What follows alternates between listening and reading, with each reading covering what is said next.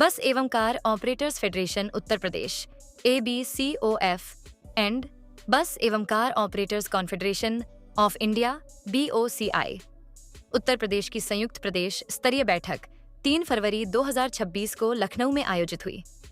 बैठक की अध्यक्षता BOCI उत्तर प्रदेश के चेयरमैन श्री राकेश कालरा ने की। बैठक में सीतापुर, कानपुर, रायबरेली, हरदोई, बरेली, बाराबंकी सहित आसपास के क्षेत्रों से बड़ी संख्या में बस एवं कार ऑपरेटर शामिल हुए। बैठक में वाहन की आयु के आधार पर फिटनेस फीस समाप्त करने, पर्याप्त ATS केंद्र खुलने तक ATS फिटनेस को अनिवार्य न करने, ऑल यूपी परमिट की वैधता 20 वर्ष करने, चुनाव ड्यूटी में ली गई निजी बसों को UPSRTC के समान भुगतान देने, ग्रामीण स्टेज कैरेज बसों पर यात्री कर में 25% कटौती, सभी परमिट सेवाओं को ऑनलाइन ऑटो अप्रूवल प्रणाली से लागू करने तथा सभी कैश वाहनों पर निजी कारों की तरह एक मुश्त वन टाइम टैक्स प्रणाली लागू करने और आवश्यकता अनुसार उन्हें कभी भी निजी वाहन में परिवर्तित करने की सुविधा देने की मांग प्रमुख रूप से रखी गई। सर, क्या नाम है आपका? आपने प्रेस कॉन्फ्रेंस की है और कुछ समस्याओं के लेकर के आपने जो वाहन चालक वो ओनर है उनके साथ एक बैठक की है, क्या समस्या रही आपने? मेरा नाम अनिल दीक्षित है। मैं बोकी एक संस्था है देश की स्तर के लेवल पे, उसका मैं वाइस प्रेसिडेंट हूँ और उत्तर प्रदेश का प्रतिनिधित्व करने के लिए हमने अभी सभी साथियों को जोड़ रहे हैं। उत्तर प्रदेश में बहुत सारी समस्याएं हैं, जैसे फिटनेस को लेकर समस्या है। अभी फिटनेस सेंटर खुले नहीं है, पूरे प्रदेश में 17 फिटनेस सेंटर खुले हैं और 75 जिले हैं और उन 75 जिलों में की फिटनेस जो है वो 17 जगह पे निर्धारित की गई है, जो कि असंभव है। किसी स्कूल वाले को 300 किलोमीटर, किसी को 150 किलोमीटर जाना पड़ेगा, वो संभव नहीं है। उसके लिए भी हम लोग DC से मिले थे, उन्होंने बोला है कि मोर्च को पत्र लिखा है, लेकिन अभी उनका कोई स्थायी जवाब नहीं मिला है। इसी तरह की अभी टैक्स से संबंधित कई समस्याएं हैं, तो हम अभी पूरे प्रदेश में लोगों को एकत्र कर रहे हैं।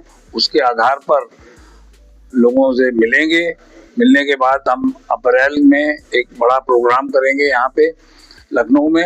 अगर उसके बाद हमारी समस्याओं का समाधान ना किया तो हम देशव्यापी हड़ताल पे जाएंगे। बस ऑपरेटर हैं, क्या मूल रूप से समस्या आपकी रही जिसके लिए आपने परिवहन अधिकारियों से मुलाकात की? किस तरह की मुलाकात रही, क्या क्या समस्या आपकी रही? परिवहन से संबंधित हमारे यहाँ रोज नए कानून बनाए जाते हैं। जैसे कि अब मैंने आपको बताया कि फिटनेस का कानून बना दिया गया है, 17 जगह पे ही फिटनेस होगी। अभी 75 जगह पे हो रही है, तब संभव नहीं है, अब 17 जगह पे ही होगी। और VSDC भी एक यंत्र लगाया जाएगा पेंडिंग बटन के यहाँ पे, उसमें अभी यहाँ पे कोई भी अधिकृत नहीं किया गया है और हमारे ऊपर कानून लागू कर दिया गया। नई गाड़ियों में तो लगे आ रहे हैं, परंतु जो है पुरानी गाड़ियों में जो है लगाने वाला कोई किसी को अधिकृत नहीं किया गया, मगर हमें लगाना है। तो जो चीज संभव नहीं है उसको भी कराना। अभी इसी मंच के माध्यम से जानकारी मिली है कि 2500 रुपए वो जब चुनाव में गाड़ियां लेते हैं आप लोग। हाँ, वो भी एक समस्या है। हमारी गाड़ी अगर चुनाव में ड्यूटी करने जाती है तो 24 घंटे में 2500 रुपए दिए जाते हैं और सरकारी गाड़ी जाती है तो उसे 27,000 रुपए मिलते हैं। तो ये भेदभाव है। इन तरह की बहुत सारी समस्याएं हैं जिनके विरोध में हम पूरे प्रदेश के परमिटों में, जैसे ऑटोमेशन है, सरकार कहती है कि हमने परमिट को ऑटोमेटिक कर दिया है, ऑटो अप्रूवल पे है, परंतु OTP के नाम पे जो है वो वसूली की जाती है, उस पे लटकाए रखते हैं और उसको परमिट नहीं दिए जाते। जैसे कि परमिट की अगर आपने बात किया कि 15 साल से 20 साल कर दिया जाए, उसको लेकर के आप यूपी के जो TC कमिश्नर है उनसे आपने मुलाकात की, आपकी टीम ने किया, तो क्या कुछ आश्वासन मिला आपको? उसमें भी कोई आश्वासन नहीं मिला। हमारी गाड़ियों में कुछ गाड़ियों की उम्र जो है 20 वर्ष है, परंतु परमिट देने का प्रावधान 15 वर्ष ही है। जो 5 वर्ष बचे हैं उसमें गाड़ियां बिना परमिट के चलती हैं, टेम्परेरी परमिट लेने पड़ते हैं, जिसके लिए रोज वहां जाके धक्के खाने पड़ते हैं और अतिरिक्त खर्चा करना पड़ता है। कुछ गाड़ी लालच में हम लोग बिना परमिट के भी भेज देते हैं, जिससे दुर्घटना होती है तो गाड़ी मालिक को जेल जाना पड़ता है। क्या नाम है आपका? अभी मौके पे यहाँ पे है, सभी लोग इकट्ठा है, क्या मुझे समस्या है? मेरा नाम मेजर मुस्तफा लिखा है। मैं लखनऊ में यूपी बस टूरिस्ट बस यूनियन का जनरल सेक्रेटरी प्रेसिडेंट हूँ और सिटी बस यूनियन का जनरल सेक्रेटरी। मैं करीब 50 साल से इस कारोबार में। आज एक मीटिंग की गई है होटल के माध्यम से जी, काफी लोग जुड़े आपके साथ में। ये हम लोगों की तमाम समस्याएं हैं। ये जो ऑनलाइन की व्यवस्था इन्होंने चालू की है, ये ऑनलाइन एक छल कहते ऑनलाइन है, लेकिन सरलीकरण के बजाय ये जटिल समस्या पैदा करती है। जिस काम के हमें 2 रुपए लगते थे, कैशियर मान लीजिए हमें रसीद कटाना है, वो हमारी 2 रुपए से 5 रुपए में काउंटर पे कट जाती थी आरटीओ ऑफिस। अब वो इन्हीं ने तो कह दिया सरकारी उस पर 20 रुपए लगेंगे, वहाँ 50 से कम पे रसीद नहीं है, 50, 100 और 200 रुपए। तो ये सरलीकरण कहाँ हुआ? ये तो हमें लुटवाने के लिए आपने बाहर अड्डा खोल दिया। हमारा क्या चाहेंगे आप? हम तो चाहते हैं ये बंद हो, हमारा आरटीओ ऑफिस खोले, वो रसीद काटे ना 2 रुपए 5 रुपए। अगर हम किसी को देते हैं तो वो क्या नुकसान है? उस गरीब आदमी को मिल रहा है।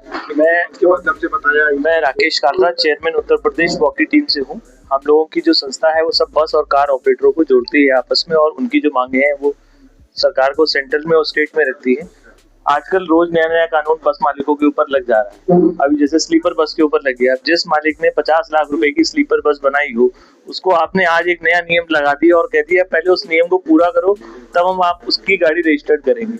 अब उसको रजिस्टर्ड कराने के लिए पहले 3 लाख रुपए उस नई गाड़ी में चेंजेस कराने के लिए लगेंगे कि उसको वाटर फाइटिंग सिस्टम लगाना पड़ेगा, फायर फाइटिंग सिस्टम जिसको हम बोलते हैं। उसके अलावा 5 गेट करवाने पड़ेंगे। हम भी चाहते हैं यात्रियों की सुरक्षा हो, सुरक्षा से कोई खिलवाड़ ना हो, लेकिन एक समय सीमा जो है किसी भी कानून को लागू करने के लिए समय सीमा देना बहुत जरूरी है। अभी आप बीएलटीटी का सुन रहे हो, बीएलटीटी का भी गवर्नमेंट ने किसी को, यूपी गवर्नमेंट ने पुरानी गाड़ी में किसी को अप्रूव नहीं किया, और गाड़ी मालिक से आप कह रहे हो कि जब तक आप लगवा के नहीं लाओगे आपका काम नहीं होगा। तो जब आपने उसको पैनल में नहीं लिया है तो हम किसका बीएलटीटी लगवा के लाए? नई गाड़ी में तो चलो कंपनी लगा के देती है, हमसे शुल्क लेती है और वो 1 साल का हम लोगों को एक्टिवेट कर देती है। लेकिन जो पुरानी गाड़ियां हैं, जो गाड़ी पुरानी कोई खरीद के लेके आ रहा है या कई और काम है, वो सिर्फ इसलिए रुक जा रहे हैं क्योंकि बीएलटीटी नहीं है, और बीएलटीटी का कोई अभी ऑथराइज अप्रूव नहीं है। उसके अलावा अब आपने एटीएस सेंटर, अब कोई 200 किलोमीटर किसी के शहर से एटीएस सेंटर दूर हो तो बेचारा अपनी गाड़ी जिसकी फिटनेस खत्म हो गई वो कैसे लेके आया, और फिर उस सेंटर में लेके आया, उसने गाड़ी में कोई एक कमी निकाल दी कि आपकी गाड़ी का हेडलाइट का अलाइनमेंट नहीं है, तो उसको कराने के लिए वो रात भर बेचारा रुके, अगले दिन मिस्त्री से सही कराए फिर जाए। तो ऐसे काले कानून नहीं लाने चाहिए जिससे कि एक आम आदमी को, एक आम ऑपरेटर को जो सुविधा दे रहा है उसको आपने, अब आप नई बस से चाह रहे हो कि आप नई बसें आ जाए, तो उसके लिए आपको छूट दीजिए ना। आप पुरानी बस में तो आप पेनल्टी लगा रहे हो कि पुरानी बस की आप जो है फिटनेस फीस के अलावा आपको 25,000 रुपए देने पड़ेंगे। अरे कोई नई बस लेके आ रहा है, आप उसको 1 साल की 2 साल की टैक्स में छूट भी दो ना। जब आप अच्छी सुविधा मिलेगी तो यात्री भी उस पर चलेंगे। आप गवर्नमेंट की यूपीएसआरटीसी को आप प्रमोट कर रहे हो जिसकी मात्र 13,000 बसें हैं, जबकि प्राइवेट बसें जो है वो 1,23,000 है। आप यूपीएसआरटीसी के लिए तो सारे नियम लागू कर रहे हो, उनको इलेक्शन की ड्यूटी हो रही है तो आप 28,000 रुपए दे रहे हो। एक आम मोटर मालिक को आप 2,500 रुपए दे रहे हो, जिसका खर्चा रोज का 5,000 रुपए है, उसको आप 2,500 रुपए 24 घंटे का दे रहे हो। अपनी किस्त कहाँ से देगा? अपने ड्राइवर को तनख्वाह कहाँ से देगा? तो थोड़ा गवर्नमेंट को सोचना पड़ेगा। प्राइवेट ऑपरेटर को अगर अच्छा सोचेगा उसका, तभी यात्रियों को सुविधाएं मिलेंगी। और स्टेट सोच रहे हैं, यूपी में भी ये चीजें होनी बहुत जरूरी हैं। आज हम लोग इस मंच पे आए हैं कि सब ऑपरेटर एक हो जाएं, क्योंकि अब बहुत परेशानी आ गई है। मोटर मालिक को गाड़ी चलाना बहुत मुश्किल हो गया है, रोज नए काले कानून आ रहे हैं। तो इस काले कानून का विरोध हम लोग कर रहे हैं। आज टीसी मैडम से भी हमने मुलाकात करी है, उनको हमने अपनी मांगे रखी है, और जल्दी अगर हमारी मांगे पूरी नहीं होती हैं तो हम जल्दी हम जो है वो टीसी ऑफिस में आके धरना देंगे। समस्या क्या क्या आपकी? देखो सर, हमारे पीएम हुए, हमारे सीएम है, उनका फर्स्ट जो प्रायोरिटी थी वो डिजिटलाइजेशन करना था कि हम डिजिटलाइज करें, हम ऑटोमेशन पे लेके आए। ठीक है, कई चीजें वो ऑटोमेशन पे लेके आने की कोशिश भी करी, और हमारा टीसी ऑफिस जो है वो क्लेम करता है कि हम ऑटोमेशन पे ले आए हैं। लेकिन आज की डेट में जब हम कोई परमिट बनवाने के लिए जाते हैं, जब हम उस परमिट को बनाते हैं, हम उसको फीस काटते हैं। उसमें 2 रूप से फीस कटती है। एक इनिशियल फीस कटती है, उसके बाद वो ओटीपी की डिमांड करता है। ओटीपी जब तक बाबू यहाँ पे बैठा हुआ लखनऊ में उसको वेरीफाई नहीं करेगा तब तक वो ओटीपी नहीं मिलता। और वो बाबू के हाथ में ना तो वो टाइम बाउंड करा इन्होंने कि उसको टाइम बाउंड कर दें। अगर वो टाइम बाउंड कर दे तो फिर वो कम से कम अपने आप ओटीपी आ जाए, ना वो ऑटोमेटिक जनरेट होता है ओटीपी, ना ही वो बाबू अपनी मर्जी से ओटीपी को भेजता है। तो इसका मतलब ये है कि जब तक आप बाबू को कुछ ना कुछ पूछोगे नहीं, जब तक कुछ ना कुछ दलाल के थ्रू आप पहुंचोगे नहीं, तब तक ओटीपी आपके पास आएगा नहीं। तो वो फुली ऑटोमेटेड नहीं किया, जबकि आपने वाहन के अंदर जब तक आपकी कोई फिटनेस है, जब तक आपका कोई पॉल्यूशन है पूरा नहीं होगा, वैलिड नहीं होगा, तब तक वो फीस को काटेगा ही नहीं। जब आपकी इनिशियल फीस कट गई तो वो ऑटो अप्रूवल होना चाहिए।